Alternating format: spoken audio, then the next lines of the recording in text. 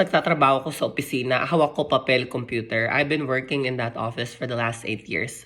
And all of a sudden, I dropped everything. I wanted to give it a try because I feel like, sabi ko, parang, I don't think Philippines is for me.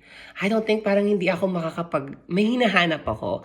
I'm looking for something that I couldn't find. Hindi ko mahanap sa office. I couldn't find anything kung saan man. And one day, yung office mate ko, nakipagpustahan siya sa akin.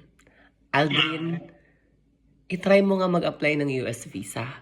Kapag ka makakapasa ka, mag-a-apply din ako. Pero pagka hindi ka nakapasa, hindi ako mag-a-apply. So yun lang. You know what? It started with a simple bet. And you know what? It challenged me. Sabi ko, tingnan ko nga kung paano ito. Tingnan ko nga kung paano mag-apply ng US visa, and then it started with there. It started with the bet.